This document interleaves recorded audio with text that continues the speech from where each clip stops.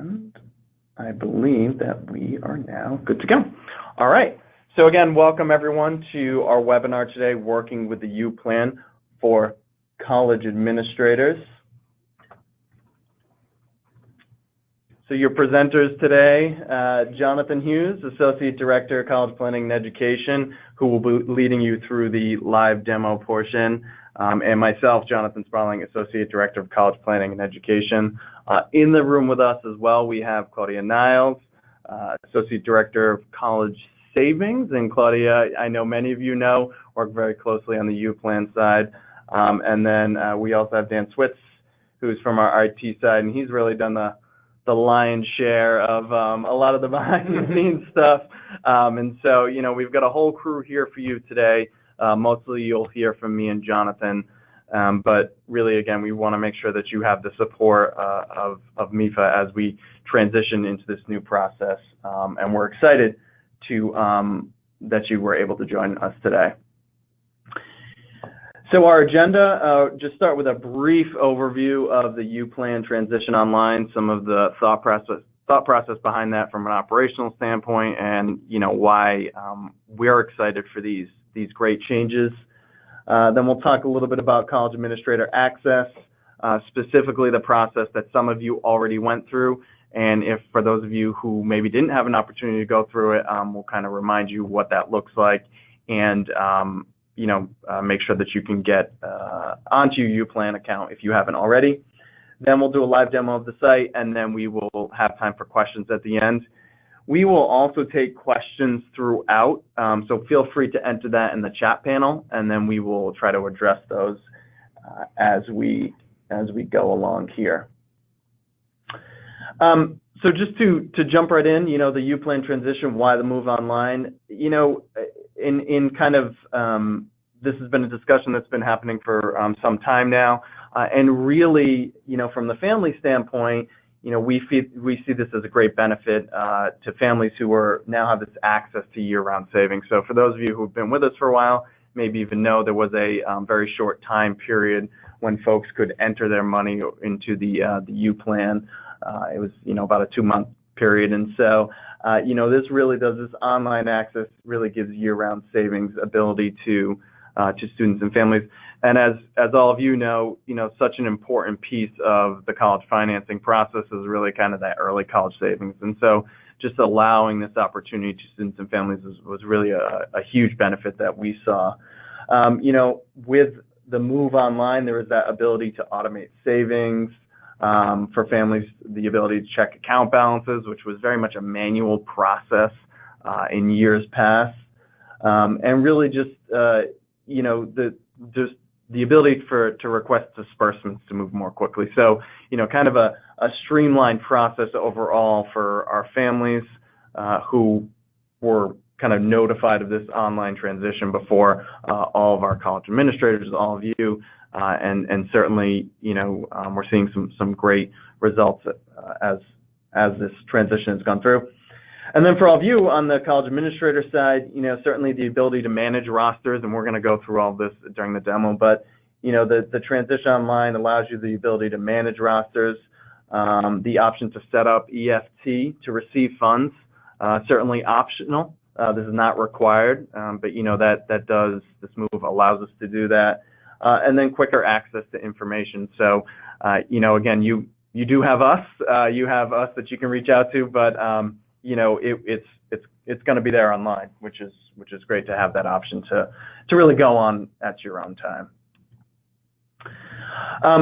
So, and this will be review for some of you if you've already gone through this, but basically when we kind of went forward with this online process and kind of allowing or opening up the option to set up your U-Plan account online, what we had to do was, for security reasons primarily, each one of you were pre-provisioned by U.S. Bank, who is our partner financial organization in this.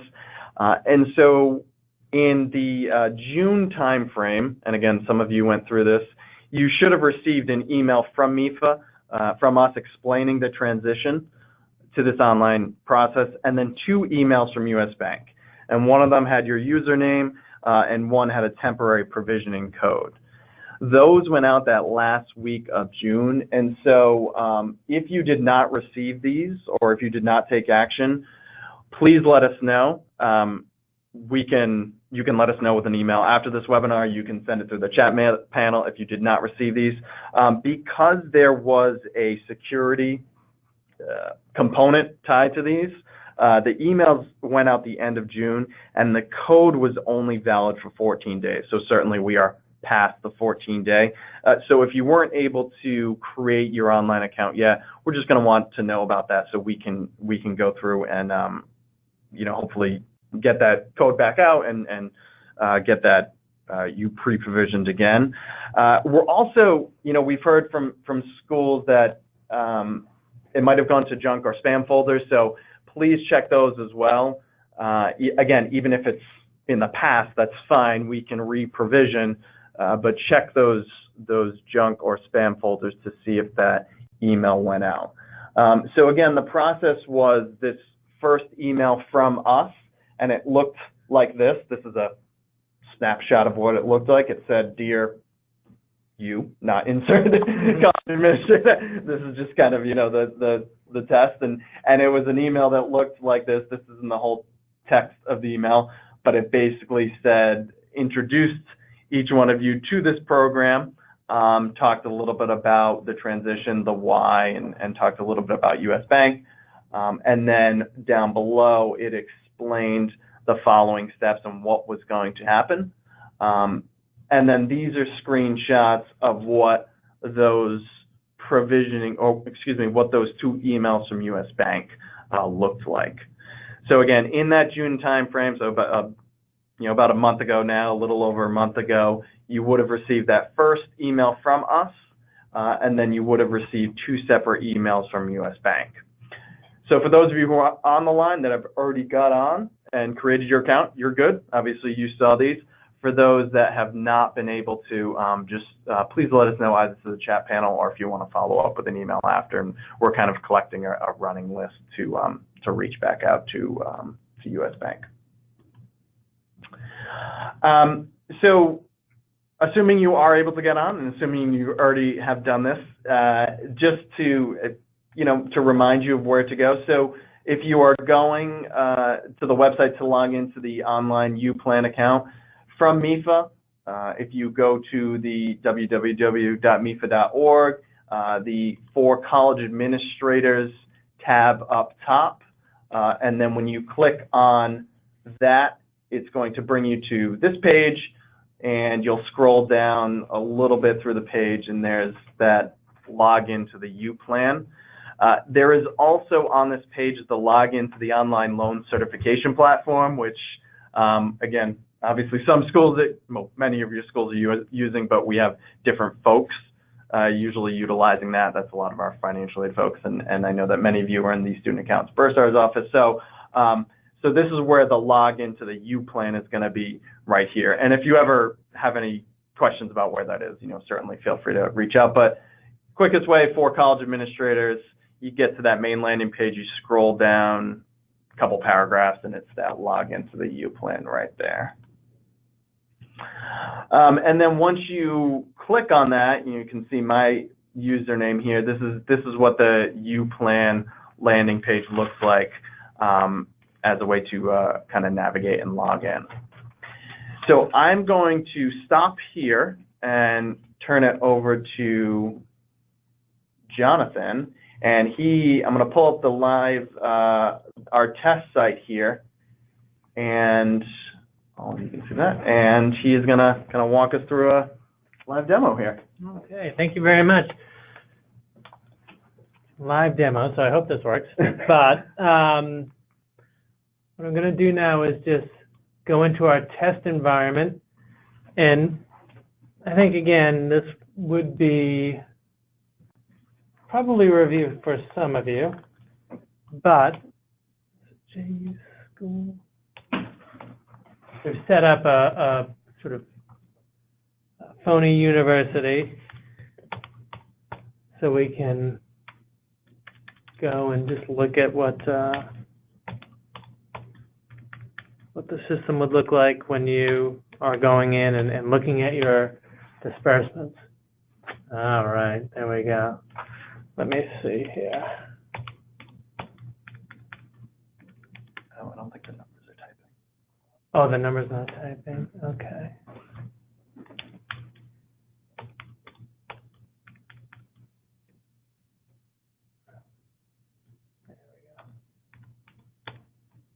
All right. Oh, here we go. So you're going to see this here. It's going to do the code here. Oh, you want to pull it up on your phone? Oh, perfect. Yeah.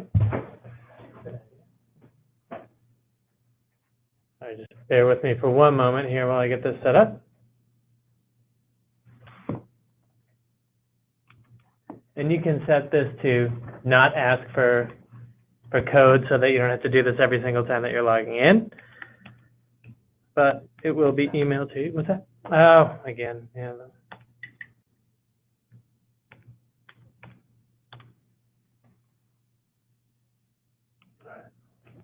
All right, now here we go.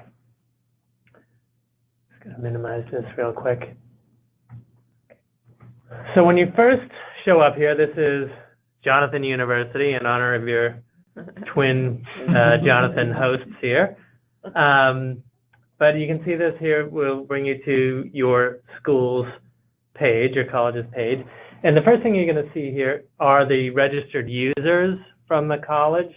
So here it's me, Jonathan Hughes, in the financial aid department of Jonathan University with the phone number, email address, and also check recipient. So if you're set up to get a check, this is the person that the check is going to be sent attention to. I should note that if you are set up for EFT rosters, that once we do have distributions going out to your school, the listed users will be emailed from US Bank that you have a roster that you can download. We did just disperse funds, and you have a roster that you can download. So the registered users from your colleges will be communicated to from US Bank when you do have new distributions to view. So the first page here is the users. The second one is going to be this tuition and disbursement field are the historical the historical tuition and fee figures from the college. In our fraudulent university here, we went back to 2009, set up a tuition and fee figure here. So you can see it's all listed from 2009, tuition, fees, total, and your disbursement dates that we've defaulted to for the first disbursement of the year. You see we've got disbursement date 1, disbursement date 2 set up. So 2009, 10, 11, 12. Oh, okay, and this is the academic year listed. So that, and you can sort it. Okay, as Dan says, if you click that, you can sort it either through most recent to least, to furthest back, or vice versa. So here we go.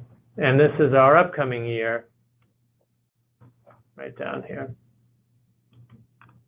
I'm going to put this up here and see if anybody has any questions so far.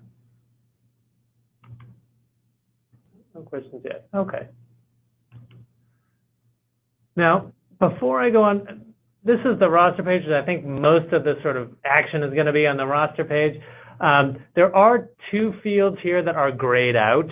And the reason that, so if you're trying to click on them and you can't, don't worry, they're grayed out. We had initially planned to have some notes that you could access, if there are any notes between a college and the U.Plan in terms of, whether or not you needed to make any changes to your profile, or, updates of tuitions or anything that sort of needed to be discussed and noted between the U.Plan and the college administrators, they would be listed here. And this is the bank account information. We mentioned the EFT wires a couple of times before. So if we were to set that up, this would be the ABA and the banking information.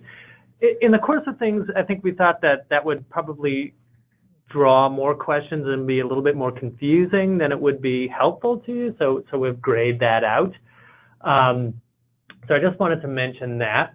But this page really, I think, is the big one here. This is the roster page. So for the first time, you'll be able to sort of go on and look at your rosters, either your historical rosters. You should be able to go back to the year 2000 and see all of your past disbursement information listed, or you can see your current roster and even see pending disbursements, which is, you know, if a owner has requested a disbursement and it's pending, it hasn't gone out yet, you should be able to go and look at that and see that that disbursement is scheduled to go out at a future date. So I know that's a big deal for me, because during the summer we would get contact from parents saying, can you let the school know that, you know, we sent in a distribution and it's coming. You'll be able to look at that yourself. If a family says that they've requested a UPlan distribution, you'll be able to go on and see that that is pending. So what we've done here is entered a few distributions into Jonathan University that we're going to go and take a look at now. And going back to, you can, you know, put in a date range, obviously. I think it was July 19th. We set up for our first disbursement. And let's say, just to be sure, we want to take a look here. So here you can show confirmed disbursements, that is, disbursements that have already been sent to the college, or pending disbursements, ones that have not. So when we show our confirmed disbursements, since these are already passed, you can also search by student name, which is going to be very helpful. But here, unfortunately, in our test environment, all of the data that we have is depersonalized, so it's not going to show any actual names. It's just going to show up as beneficiary names. So we have 3 different roster views here. You can show by disbursement date or by student. And so these 2 here are by student summary and student details. We'll look at that in just a minute. But I want to show here, you just hit search, and here are the distributions that have gone out to your college within that date range. So there was one on 7/19/2019. You click on that, and it'll give you all of the distributions that have gone out. So as you see, it says Benny name here, but there'll be actual student names there, student address, the payment amount that the UPlan is actually sending to your college, the school contribution, and then the total amount to credit the student's account. So that information that was on the roster that you received on paper until now or by email will be here for you to view. So this is the summary up top, and this is it broken down by student. You can also export this to Excel. Should we try to do that now? Okay. And you can take a look at that roster, and here we go. And this is our Excel roster, if that should be helpful to you. You can take a look at that. Okay, I just want to close that real quick. I just wanted to bring it up. Okay, so now we'll go back. Now, if we wanted to show pending disbursements, so we wanted to take a look at things that haven't quite come up yet, we could say, okay, we'll do it by 7/26, and we'll go, I think we set up our next disbursement for, is it the 30th of August? Okay, so we'll show our pending disbursements here. And here we are. So we're scheduled for disbursement date August 30th, 2019. That's our summary up here, and this is our our itemized line here. So Benny name, this is the estimated payment amount, and the estimated amount to credit the student's account at the university. I wanted to mention that during the summertime, which is when a lot of these are coming out, we send out our distribution request forms automatically every year in May. So that's been typically when families have started to send back those distributions. In that case, we may not have tuitions for the upcoming year yet for your college. So if we don't have the tuition in the system yet, or if it's not approved yet, and we do have disbursements that are pending for the upcoming year, those amounts are going to be based on the 2018, whatever the previous academic year was. So when you see these things broken out by estimated payment amount and estimated school contribution and the estimated amount to credit the student's account, those are all estimates right now based on, and in that scenario, those would all be estimates based on the previous academic year.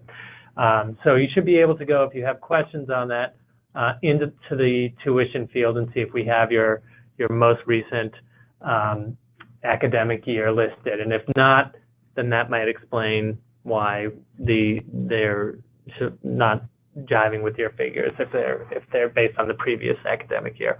And if you don't mind me jumping in here. No, not at all. And if you go back to the tuition and disbursement tab, again, you'd want to show that your tuition is there. If it's there, but it's in a pending state, you will see, actually it will have like a sort of like reference that it's pending approval. Again, we're basing that on the previous year's tuition. In order for us to base it on your current year's tuition, it has to be approved. So if you see pending your tuition, you say, okay, we sent in our tuition, it's there. But if it's in a pending state, again, we're still basing it on the previous year unless it actually has been approved. And there you would see it no longer in a pending state if it has been approved. Thank you. Thank you. Yeah, no, absolutely. I just want to mention, and it's not going to be super useful to us here because of the depersonalized data, but instead of searching for disbursement date, you can search by student information. So, you know, we can sort of do the same date range here and just search by student summary. It should give you the student's name, student address. You know, if you entered in a name here, it would bring up the name. The other thing is student detailed, and the thing that's different about that is it would show refunds on the account. So if you had a student that you previously had refunds for disbursement, that would show, and that would be, if we could put that here, get a little bit more information here, disbursement date, estimated payment, school contribution, but it would also show the refund amount if there was a refund processed previously for that student. So I know that happens sometimes where students might get a refund and then they request that same money again. You can go on and see if there was a refund previously in the system, and you might need to talk to the student and let them know that they're not able to use that going forward. Is there anything else that we should look at here? No? Okay. Well, we're really excited about bringing this to you, and I know it's different than what you're used to, so if things come up, definitely, and Jonathan said it a few times, feel free to reach out to us, and again, we'd like to know your experience as we go forward so we can continue to sort of fine-tune this process and get you what you need, but we're really, really excited about it. Yeah. So. Yeah, and so we'll hang on the line now. If folks have any questions that they'd like to ask, feel free to send them in the chat panel. We're a relatively small group, so I might go ahead and just unmute everyone as well. And if folks have any, but feel free to send it through the chat panel. So I'll go ahead and unmute everyone, just a heads up if you want to stay muted. Cut down on background noise, that's fine. But yeah, we'll hang out for a little bit, and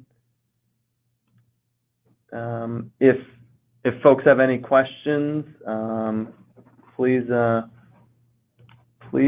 let us know right now.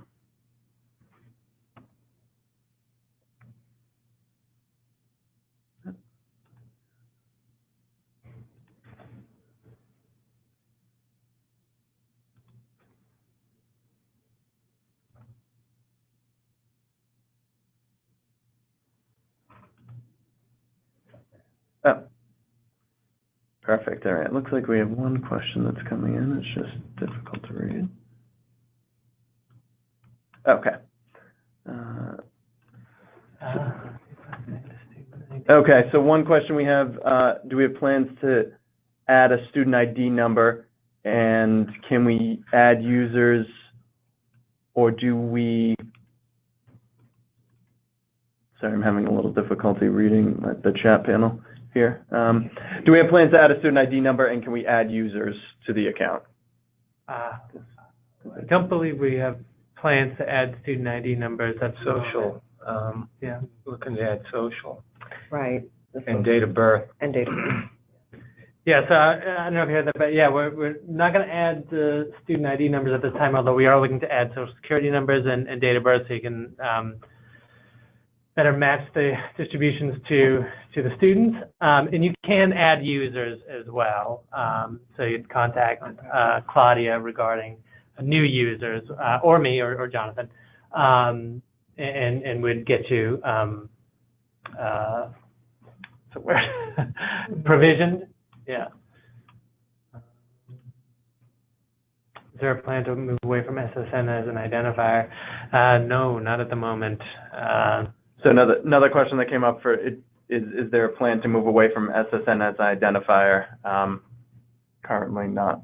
No, right now. No, currently not right now. I mean, right, we wouldn't have an identifier that could connect back to the student in their system, so. Right. Mhm. Yeah. The student ID question. Oh, okay, so we're getting a good idea. Yeah. I mean, I hadn't considered it really, but I mean, that's what's good about these. Yeah, no, this is so another kind of a follow-up to that.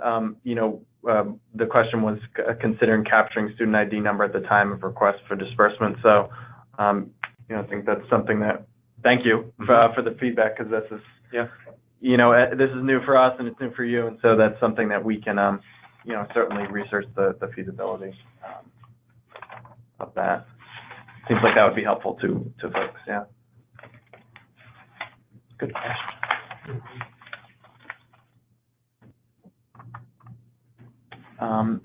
Any other questions? Again, we'll hang out on the line a little bit if folks have any others.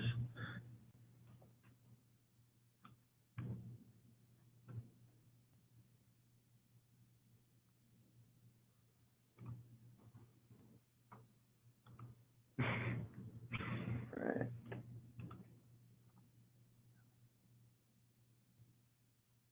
So we had someone with some difficulty with username and password. So that's we'll do an individual follow up on that. Let's so I won't say your name out loud, but we can say it. So we will reach out, and if anyone else is having difficulty, if you've already logged in and you're having difficulty getting back in, please let us know. One thing I did want to mention too, which I should have mentioned earlier, I apologize, but that the system really works best with Chrome, Google Chrome. Thank you. Yeah, so that's always important to note, that if you're trying to get in and it's not Chrome. I think it's Safari as well, right? Safari as well. Chrome and Safari. Chrome Okay. and Safari, yeah. And I believe it says it right on that landing page. Okay. When you get there, it says the preferred, you know, web browser. That's right. So, but yeah, so we will follow up.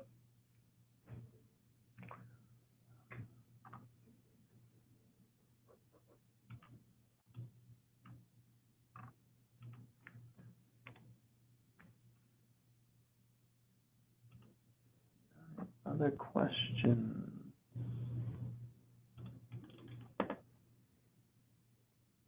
All right. Not seeing any other questions. Thank you again for coming, and you have our contact information up there. Please do reach out if anything comes up. We recorded this webinar if you'd like to watch it again, or share with any other staff. So yes, have an excellent week, and we'll talk soon. Thanks, everyone.